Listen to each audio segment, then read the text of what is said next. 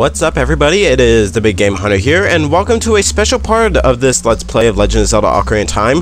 Why is this part special, you might be asking? Well, this part is entirely post-commentary.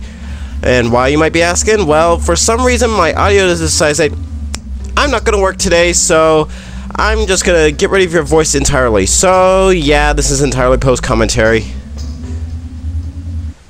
Alright, so basically what happened in the last part is we finished up the Fire Temple, and now we are going to be fighting the boss. Wait for it to happen. Wait for it. The platform falls into the lava behind us, not beneath us. That would be a little bit drastic. And here comes the boss. The subterranean lava dragon Volvagia.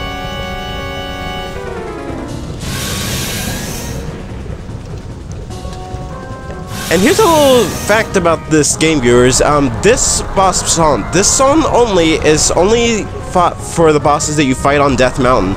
I don't know why they restricted it to this place, but for some reason they did. So anyways, what you want to do to damage Volvagia is hit it with a Megaton Hammer, and that'll get rid of its armor so you can attack it directly. And now it's going to fly up and attack you from the air. That's its main way of attacking you. I rate this boss as a Razor Sword difficulty, meaning it's because if this is your first time and you don't have this walkthrough to help you around, some of Volvagia's attacks are kind of hard to dodge unless you know the trick to dodging most of Volvagia's attacks. I'm only calling it by name because I don't know if it's a male or female. Alright. I go smacking it, and he's back in. So pretty much this game is just nothing but this fight's nothing but a big game of whack-a-mole. Or in this case, whack-a-dragon. So it goes flying off into the center. Now it starts dropping rocks, and here's the trick to fighting this boss. You can just like hang on to the side of the battlefield, and you won't get hit by most of Volvagia's attacks. But for first-timers who have played this game, as I just got hit in the head by a... you will see that it's kind of hard to dodge some of its attacks. So here I go, smacking this thing upside the face and sending it back into the lava hole.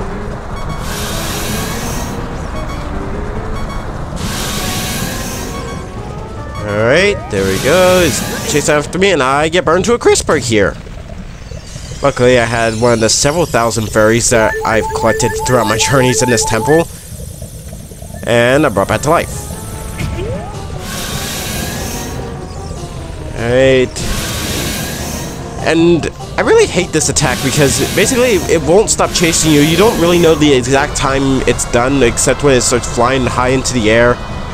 Until then, and plus if you're not fast enough, it will damage you. So now we're getting into the later stage of the fight where it won't just appear in one, it will sometimes switch to ones, and here I go, and I actually managed to hit it for some reason. And here it comes popping out of the air again. And here I go stupidly trying to shoot it with a hook shot to no avail, so I decided to just hang off the side of the battlefield. And now for some reason my right ear is starting to ring. Someone must be talking about me, so I gotta go around and say, hey, were you talking to me on the last day of May in 2011?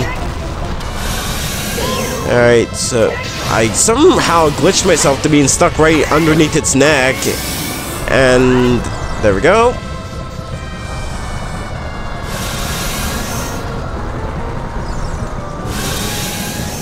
So here it goes, it flies right back into the air and smacks me right in the face with a fireball. It's chasing me around. It's chasing its tail. And dives right back into the lava hole.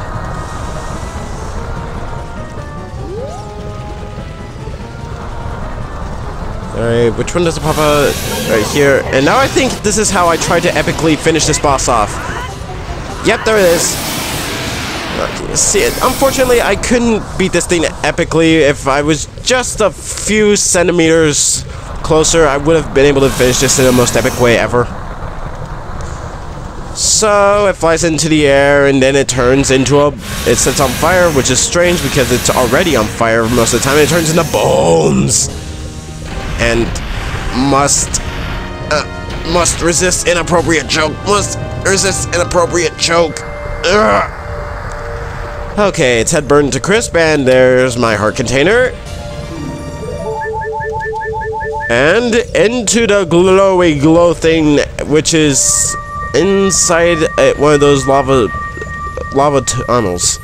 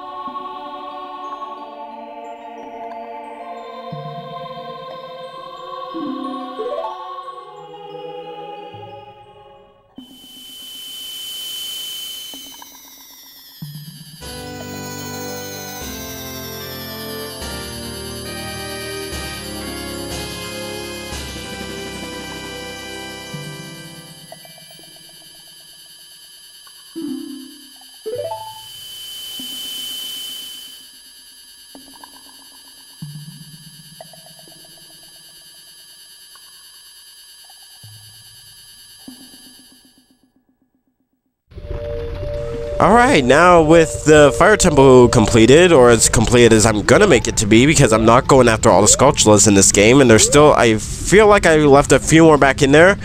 We're gonna be doing a little bit of exploring in Death Mountain Crater.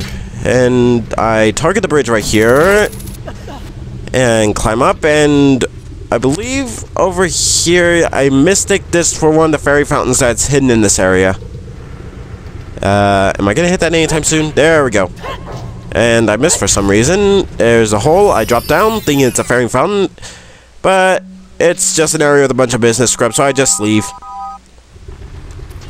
And if you can see up there on top of Pinnacle Rock, because actually this place, those two rocks in there are Pinnacle Rock in this game, and not like in Wind Waker where it's an island. And I like how the rock, if you check it, says question mark, question mark, question mark. So anyways, we go in, and this is the fairy fountain I was thinking about. So here we go, and I have a little lapse of mind because I'm actually forgetting how to play Zelda's Lullaby, so I have to go back to my status screen sometime now. Alright, here we go. And now I switch over. I don't know why I'm... Oh yeah, I re-equip my shield because I forgot to re-equip it as soon as I'm done. I have 46 Skulltulas, and there's Zelda's Lullaby. So here I go, I play it perfectly. And I got to admit, it's excusable for me to forget playing Zelda's Lullaby, even though it's like a three-note song for each segment. You don't really play it as much in this game. It's not like Chugga Conroy, who forgot to play how to play the Wind's Requiem in Wind Waker. Oh, burn! But really, you don't play it as Zelda's Lullaby as much as you play that song in Wind Waker, because you play this song like roughly around like 5 or 6 times throughout the entire game, and that's it. So the Great Fairy does her magic thing, and what this does is, as soon as this extreme close-up of Link is done, it increases our magic meter, which is going to be very helpful. Now can use our magic twice as much, and now I won't really have to worry about coming ever back here or running out of magic. So, with that, we are going to leave.